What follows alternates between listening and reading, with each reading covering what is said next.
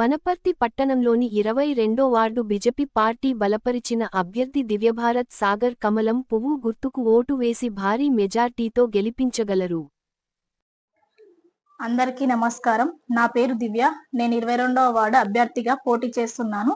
గత 5 రోజులుగా మేము ప్రచారం చేస్తున్నప్పుడు అక్కడ వార్డులలో కొన్ని సమస్యల వల్ల డ్రైనేజీ సిస్టమ్స్, సాయికృష్ణ కాలనీలో డ్రైనేజ్ సిస్టమ్ మరియు రోడ్డు వేయలేదు.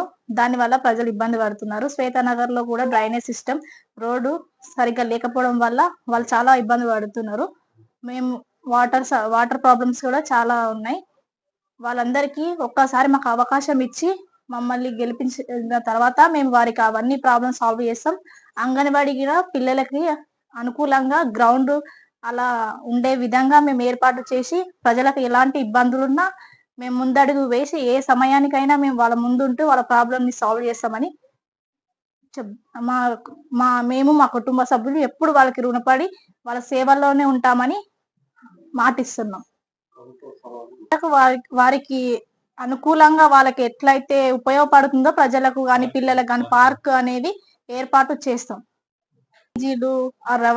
వాటర్ ప్రాబ్లమ్స్ ఉన్నాయి కదా, అవన్నీ క్లారిఫై చేసి ప్రజలకు ఎలాంటి ఇబ్బందులు లేకుండా మేము దాని మార్పు చేస్తామని. దయచేసి నుంచి వచ్చే ప్రతినిధులు కూడా సెంట్రల్ ప్రభుత్వం ద్వారా వచ్చినవే, వాటి ద్వారా వార్డు అభివృద్ధికి తోడ్పడతాం. అందరికీ నమస్కారం. నేను 22వ వార్డుకి వెళ్ళి ఇది 3వసారి చేస్తున్నా. నాకు ఒక అవకాశం ఇవ్వండి. నేను ఈసారి గెలిస్తే నాకు ప్రతి వాళ్ళు సమస్యలే చెప్తున్నారు. శ్వేతానగర్ కానీ, సాయికృష్ణ కాలనీ కానీ, అంబేద్కర్ కాలనీ కానీ, అంబేద్కర్ అవసరం బట్టి సీసీ రోడ్లు కొన్ని దూరాల పెండింగ్ లో ఉన్నాయి. సాయికృష్ణ కాలనీలో పూర్తిగా రోడ్లు లేవు, డ్రైనేజీలు లేవు.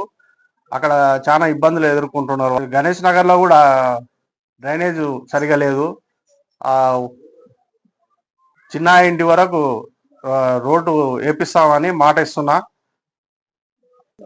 మా పార్టీ గెలిస్తే, బీజేపీ పార్టీ గెలిస్తే మేము కేంద్రానికి వెళ్ళి రిక్వెస్ట్ చేసి రాష్ట్ర నాయకులతోటి ప్రపోజ్ చేస్తాము. చేసి నిధులు ఎక్కువ తీసుకొచ్చి ఇక్కడ వార్డులో పార్కులు ఒక్క పార్కు కూడా సరిగా లేదు.